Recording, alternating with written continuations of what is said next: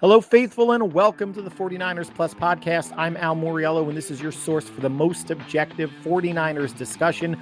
Only smart takes without the clickbait. And today, we're going to be discussing and addressing the ridiculous thoughts about there being a QB controversy in San Francisco, any potential trade offers for Mac Jones that, again, are being brought up online. Worth some discussion there. Mustapha coming off of the torn ACL recently had his 21-day practice window open, so he is close to returning. We're going to talk about that and then finish up with some odds and ends. So let's just jump right into it. If you're on social media, I feel bad for you. I feel bad for all of us, given what that devolves into. But social media, regular media, talking heads, etc., people that are not informed, people that do not use common sense or pushing the narrative that there might be a quarterback controversy in San Francisco. And to that, I just say, please stop.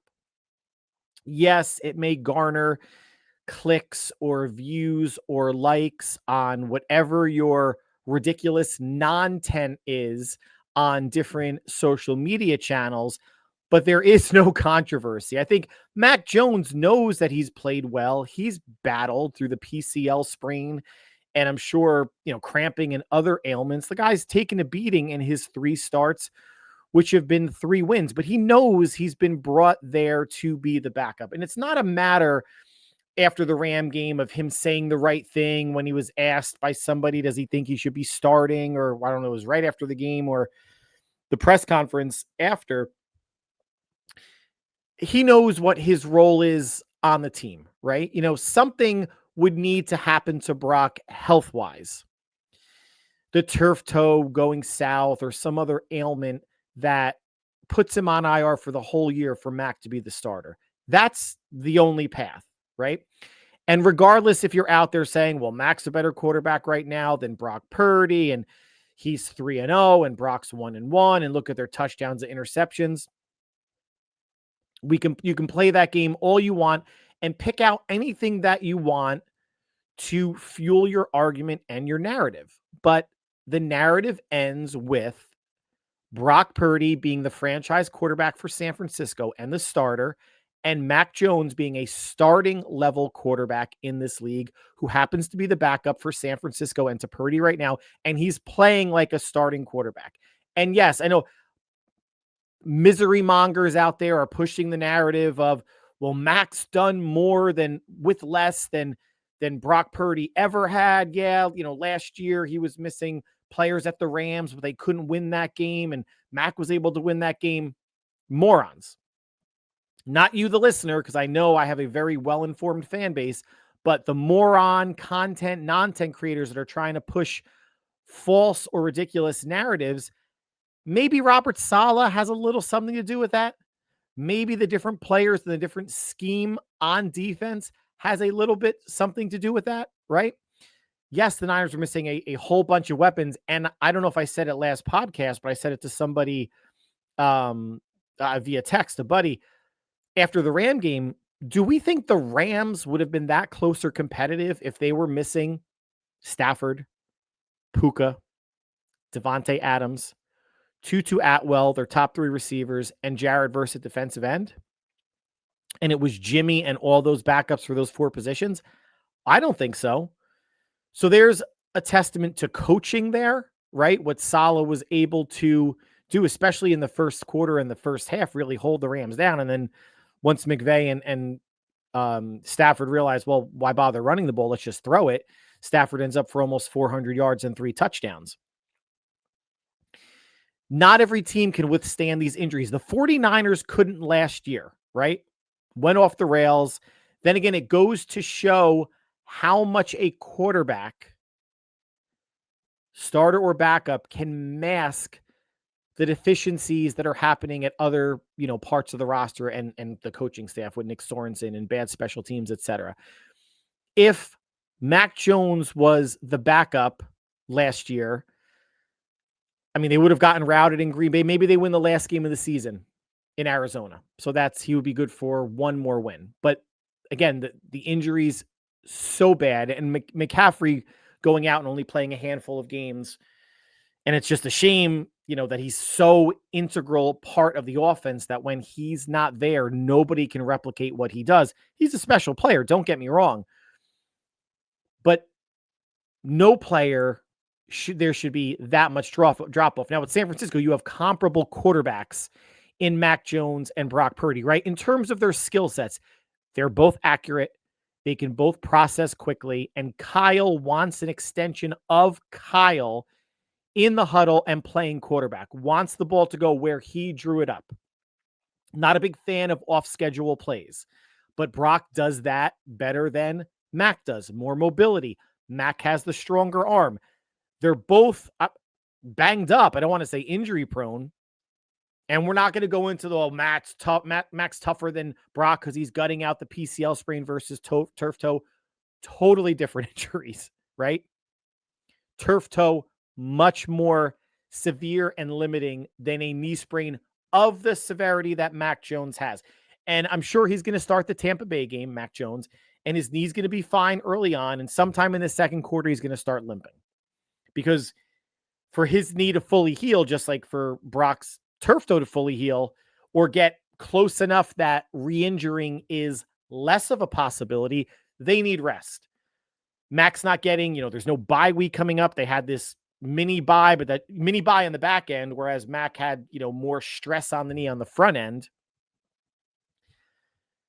They're not going to get the rest they need to fully heal this. And while I mentioned they do have their differences, they are both really good scheme fits for Kyle and this offense. It is not a controversy, guys. There is no QB controversy. It is a blessing that they have two quarterbacks that can run this system at a really high level. And if that's not a good enough word for you, how about it's a benefit to have someone like Mac Jones backing up Brock Purdy. Mac Jones, probably the best backup quarterback in the league, given the amount of experience he has. You could say the same thing. Jimmy G is probably one of the top backups in the league, considering how much starting experience he has. Beyond that, you have, your Tyrod Taylors of the world. Is Jake Browning doing anything good in Cincinnati this year? Is Cooper Rush going to keep Baltimore afloat? Look at the injuries that they've sustained. And there is a significant drop-off, obviously, between Lamar Jackson and Cooper Rush. Why they don't have a mobile quarterback behind Lamar to keep some of that element in the offense is very confusing. And the defense is terrible for Baltimore, but the defense was terrible for San Francisco last year. So don't cry Baltimore River and make up a ton of excuses for Baltimore this year if you weren't willing to give San Francisco those excuses last year. And there was more missing on the offensive side than what Baltimore has going on. They're missing some players, but Henry's still there. Flowers is still there. Mark Andrews is still there. Rashad Bateman is still there. Justice Hill, they should be able to move the ball, and they kind of are. Their defense is terrible with the personnel, and they're missing some players, but with the personnel they're still putting out there, terrible. You don't like blessing or benefit. It's an advantage to have Mac Jones. It's a stroke of luck that they were able to sign Mac Jones. It's a boon. It's a godsend. It's a windfall. What it's not is a controversy. And I don't care how anybody slices it, because, again, you can move data around, facts, things you believe are facts to fit your narrative. Having the discussion about a controversy, even though it's not one, is a good thing because it's showing that Mac is operating the offense at a high level. That's what you want from your backup. It's so rare that you have a situation like Nick Foles coming in for Carson Wentz in whatever year that was when the Eagles won their first Super Bowl. Then Nick Foles goes to the Jaguars and he's trash.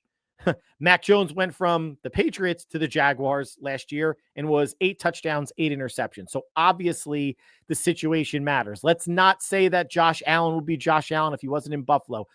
Joe Montana and Steve Young might not have been the Hall of Fame quarterbacks they are if they weren't in San Francisco. Is Mahomes without the Chiefs, that organization, and Andy Reid calling the plays? Probably not.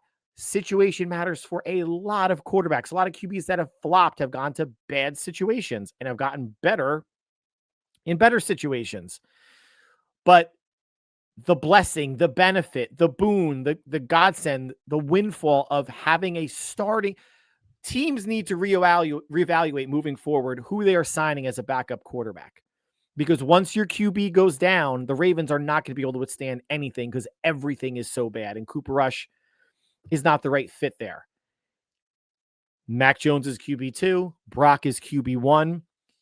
Unless something significant happens to Brock. I don't know how many different ways I'm going to say it, but that's what I truly believe. That's what Brock believes. That's what Mac believes. That's what Kyle believes. That's what John believes. Just because misery monger content creators out there don't believe it doesn't make it true. Just because they get a good amount of views on their content doesn't mean they know what they're talking about. There's a lot of negative people out there. There's a lot of people out there that would rather engage with controversy than smart takes. Keeping Up with the Kardashians, all these reality shows, it's not smart.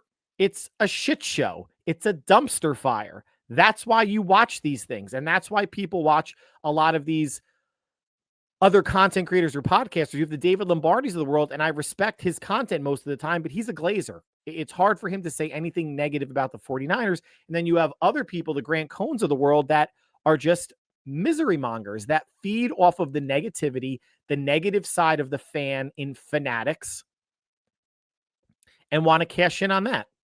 It's probably why my viewership and listenership is as small as it is, because I'm pretty common, level-headed and take a common sense and practical, prudent approach with things. Now, this next topic might not be practical or prudent, but let's talk about it because it was brought up on social media. And this is probably a slightly better discussion or food for thought than a QB controversy. Trading Mac Jones at some point this year when Brock Purdy gets healthy. Now, the issue may be it's going to be a while for Brock Purdy to be healthy. And then if you trade Mac Jones, who the hell do you have behind him? Adrian Martinez is not going to cut it, guys, at all. So you have to figure out something, a better plan at backup quarterback, so it doesn't look like Josh Dobbs or Brandon Allen or Nick Mullins. Well, he had a decent run. Maybe you can look. Maybe the team can explore who's on practice squads and sign one of those quarterbacks. But I did see a potential trade with the Bengals floundering. Would they trade Mac Jones for Trey Hendrickson? And we can talk about compensation in a minute, but the Bengals are 2-3. They're at Green Bay, lost 2-4, and hosting Pittsburgh, which should be 2-5. Then they are home for the Jets and the Bears, where they could potentially pick up a win or two. At 2-5, I think the Bengals might be open to parting ways with Trey Hendrickson, but 2-5 does not help them in terms of a playoff race. So if they're going to make a trade, they should be looking at it before the Steeler game at the absolute latest. And then you have a quarterback coming in, say it's Mac Jones. He's going to need time to learn the offense. You can't trade for him on a Tuesday and then expect him to start on Sunday. You have to give him maybe at least a week to learn the offense, at least. This type of trade gives me pause, and it's, I think, a decent one for a discussion. Do I think it's going to happen? No. I think if they trade for Trey Hendrickson, they just trade for Trey Hendrickson. A second-round pick, third-round pick, maybe a day 2 pick and a day 3 pick. But if the Bengals are open to it, it would need to be done sooner rather than later before their season is totally in the tank. Now, of course, there's morons on social media that don't think when they speak and say, oh, keep Mac and trade Purdy instead. Okay, guys, how does that work with Burrow's contract and Purdy's contract? It doesn't. So I get it. I don't know what you're frustrated about. The team is 4-1. This is a team that could very easily be 1-4 or 2-3 if they didn't have Mac Jones, or if they didn't have, things kind of go their way. They could also have an extra win if they didn't turn the ball over 4 times and give up a punt return touchdown against the Jaguars. So that obviously cuts both ways. Neither quarterback is going. Purdy's not going anywhere. We all know this. Mac Jones, I don't think, is going anywhere either, because we're seeing the value across the league with Baltimore, and there are other teams that are starting backups, but specifically with San Francisco, that you do not trade Mac Jones in season. having this 1-2 quarterback punch of QBs that are, like I said, probably not going to be 100% at any point this season, might not even be 90% or 85% at any point this season, unless the Niners, at least for Brock, really give him like 3 additional weeks to sit. Because remember, that injury was a 2 to 5 week injury. He came back week 3, probably could have sat out the Jaguar game and then come back for the Rams. But again, listen, if the Bengals call up sometime next week and say, hey, Hendrickson for Max straight up, that's going to be a hard thing for the Niners, or maybe a moderately hard thing for the Niners to not immediately hang up the phone if Brock is progressing well, if they feel okay about their backup situation, which I don't. But the free agents that are out there, CJ Beathard, Jeff Driscoll, do you bring Tanner Mordecai back? Adrian Martinez has not been with the team long enough. At least Beathard knows the offense, and it's been a handful of years since he's been here. St. Driscoll was with the team for a hot minute, and Mordecai, obviously, all of last year. Curtis Rourke,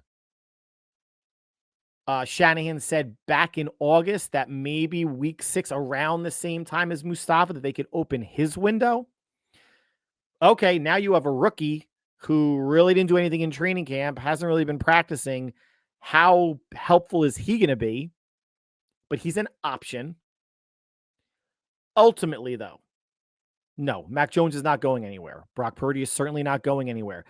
The Trey Hendrickson trade, or Kayvon Thibodeau, or Jalen Phillips, or Curtis Granderson from the Saints, or any other DNs that might be available will happen. It will be a trade that involves 49ers draft pick or picks plural. Just wanted to put it out there since we saw it on social media and wanted to talk about it for a few minutes. Now let's get into Malik Mustapha. The Niners recently opened his 21-day window. He's got 3 weeks to be put on the 53-man roster. Otherwise, he reverts to IR for the whole season. Now, Mustapha, if you remember, had surgery after the last week of the season at Arizona. So that was basically mid-January. So he is a month. His surgery was a month and a half after Ayuk's. Ayuk's was more involved because there was another ligament involved. And he is obviously much closer, probably a month and a half, maybe a month and a half closer than Ayuk to returning. I don't think he should start this week. I mean, if you're opening up the window, unless he looks great, what's the rush? You still have 3 safeties on the roster in Pinnock, Siegel, and Jair Brown. When he comes back, if it's not against the Bucs, and I don't think it'll be against the Bucs, maybe it's Sunday night against the Falcons at home the following week. Does he come back and start? I'm not sure. I'm not sure. Again, not at practices, how good he looks, what Kyle and Saleh feel about, easing him back in. It maybe makes more sense for him to replace Jair Brown as the third linebacker on the field when they go to, the third safety when they go to a 3-safety look.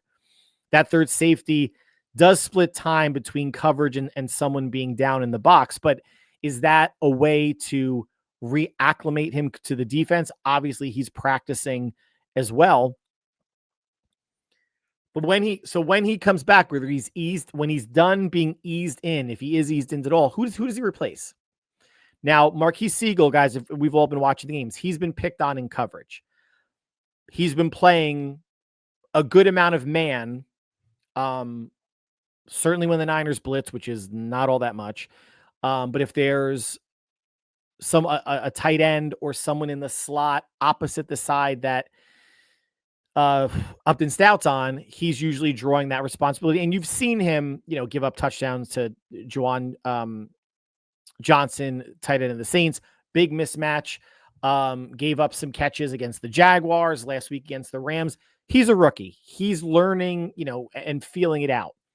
I'm not necessarily sure Mustapha is an improvement over Siegel because Mustapha is not really a coverage safety. He's more of a in the box, near the box, supplementary linebacker, who's a big hitter. Now, if Mustapha does take Siegel's place, does Pinnock flop? And I know Saleh wants safeties interchangeable, but does Pinnock then play more of the single high, true free safety role and move around to match up with whatever receiver or linebacker, if they're going trips on a certain side, just to have someone that's a bit more savvy in coverage, especially when you have someone coming off of the ACL. You know what everyone says, you're not really right until year 2.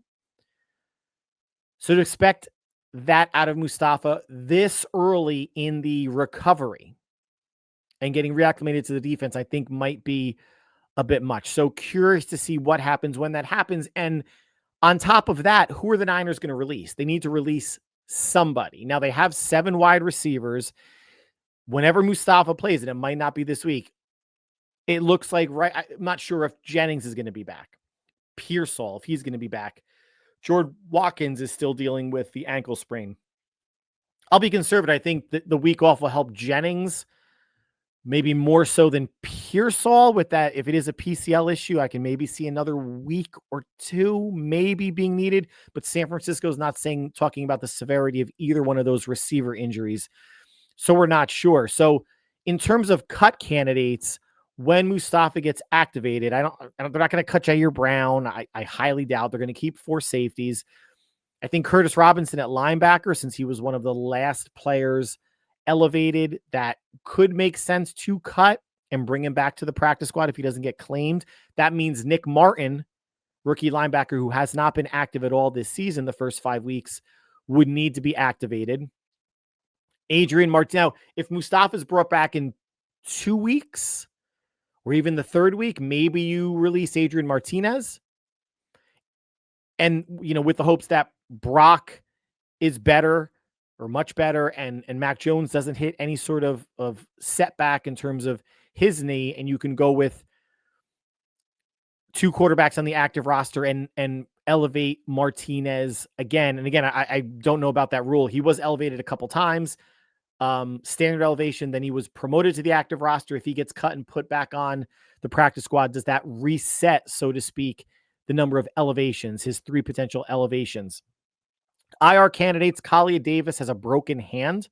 Haven't gotten an update, at least of this recording, how bad, how long will be out. Yetur Gross-Matos, hamstring injury during that Ram game. Both of those injuries happened during the Ram game. And then Jordan Watkins with his ankle. You're going to, at some point, Ayuk is going to obviously come back, and then either MVS or Watkins is going to need to be on the chopping block or the IR block.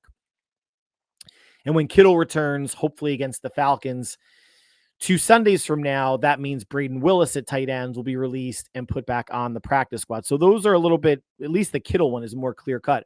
What happens with Mustapha when he returns? If he returns this week, you have to leave Adrian Martinez at quarterback on the 53. That's why maybe you look at a Curtis Robinson or a Kalia Davis or somebody on IR. Maybe it's Kalia Davis, because then you could always elevate Evan Anderson or Sebastian Valdez at D tackle. That's for them to sort out, not for you or I, but just food for thought with Mustapha's window opening. Now let's conclude with some odds and ends. As we all know, the Niners are by themselves atop the NFC West at 4-1. Bucks beating Seattle in a shootout drops the Seahawks to 3-2, Rams 3-2, and the Arizona Cardinals, just with a terrible loss to the Titans, are 2-3. Just like I'm sure all of us drew it up. Then again, I did have the Niners 3-2 at this point in the season. Big win, obviously, against the Rams. 4-0 in the NFC, 3-0 in the NFC West, and they still get the Rams and Seahawks at home later in the season, and they do still have a trip out to Glendale to face the Cardinals. Could not really ask for more in terms of the start to the season with everything that has gone wrong health-wise, right? You can get greedy and say 5-0, less turnovers against the Jags would be great. And yes, 5-0 is better than 4-1, but we'd be hard-pressed to find a 49er fan if you told us in August everything they would be up against injury-wise the first 5 weeks of the season, and to be 4-1, we would take it 10 times out of 10. The Niners, just as an FYI, through 5 weeks of the season, have the 4th most snaps attributed to rookies this year, and they are the only team in the top 10 with a winning record. You have the Ravens of the world and the Browns and the Titans and the Giants, bad teams that are just bad teams, need to play rookies, need to get them snaps. Younger teams, although the Niners did get significantly younger this offseason compared to last. When you think about it, it's really the players that are pushing the age are Trent Williams, John Weeks at long snapper, and Thomas Morstead at punter. Because they're Trent's 38, Weeks is 40, and Morstead is late 30s. If they had averaged age players there, they would be a very young team, probably in like maybe the top 10, top 12 at least in terms of youth, average age of the roster. But the young players for all these other teams in the top 10 are getting snaps, but their teams are terrible. There's more issues going on than just having productive rookies as to why those teams are floundering. For San Francisco, these rookies needed to be a part of the solution, especially because of all the injuries that are happening across the board on both sides of the defense. More so on offense, but it is Bosa and it is Mustapha coming back from the ACL. And now, who knows how long Yator and Kalia Davis, CJ West had the broken thumb, missed a game. So yeah, walking wounded, MASH unit. But still, the rookies are getting playing time and valuable playing time, even for someone like Connor Colby on the line. And he's playing through a groin strain, which I'm not going to use that as the excuse for why he hasn't, played well the past couple of weeks. But he's getting snaps. He's getting reps. Players should, get better and at some point hit their ceiling, their plateau. And maybe for Connor Colby, his ceiling isn't all that high, but the reps that he's getting in game are going to be so valuable moving forward to see if he's part of the interior line solution in 2026 and beyond. Drew Moss, undrafted rookie free agent at guard, on the bench, hasn't had his number called, yet. Not sure if that's going to happen this season. Matt Hennessy, more or less backup center. Then you obviously have, Jalen Moore at tackle is on IR, and Austin Pleasance right now is the swing tackle for the team. Rookies getting snaps, getting it done, playing well. There's bumps, there's ups and downs as there are going to be, but rookies have not been the reason why the Niners lost their one game or why the games are close or really hurting them in numerous key spots. And when that's happened, like Upton Stout, week 1 at Seattle, right? The fourth down pass interference or hold on Cooper Kupp on a ball that was really thrown in an uncatchable area would have kept 7 points off the board. The Niners still were able to overcome that. But there hasn't been the killer penalty play, something stupid that rookies have done. They've been part of the solution. And coming off the Jaguars' victory over the Chiefs last night, right? I know a lot of people are saying, well, that Jaguars loss doesn't look as bad now. Guys, unless you really pay attention to power rankings and they matter, this isn't college football where you're ranked is a reflection of who you played, how well you played, how much you beat them by, and how well they've played after when you beat them or lost to them. Jacksonville, the Chiefs just as much collapsed that game, being up 14-0. Imagine if Kyle was up 14-0 and they lost that game. They were up 14-0 on the Rams and found a way to win on the road undermanned. The Chiefs go dormant at times. It looked like maybe they found something on offense in that first quarter. Not so much. And the Chiefs, the Jags put 28 up on the Jaguars. The Jags put 31 up on the Chiefs, right? So, the Jags allowing, 28 points. San Francisco against Jacksonville only really allowed 19, right? They won 26-21 or 25-20, whatever it was. But 7 of those points were on a punt return. So that's not on Robert Saleh in the defense. So, the Jags being able to put 31 points up on a Steve Spagnuolo defense that's pretty darn healthy and only 19 on a solid defense that's not and gets no pass rush. Look at all the times last night. If you watch the game, I'm not going to say Trevor Lawrence was under siege, but that Chiefs line was getting a push. They were getting him off his spot. They were getting him out of the pocket. There was no pass rush on the play where Trevor Lawrence fell down twice at the 2, was able to get up and score at, if there was any sort of pass rush there, that's a sack. But if as a fan, it wants to make you feel good how the Niners played against Jacksonville versus how the Chiefs did, and the Niners, get let up fewer points than the Chiefs did, fine. And I'm actually bringing that point to everybody's attention.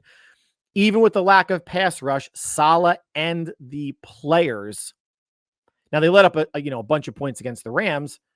That's okay. It's at some point, no pass rush is going to pick that defense apart. And Matthew Stafford and the weapons that they have are more prone to do that than Trevor Lawrence and the weapons that the Jaguars have. Although obviously the Jaguars do have, some talented players as well. At the end of the day, 4-1, alone atop the NFC West, hopefully getting at least one offensive reinforcement in Juwan Jennings back for this Tampa Bay game. And we're going to preview that on Thursday or Friday, so I won't go into it too much. But thank you, Tampa, for winning at Seattle.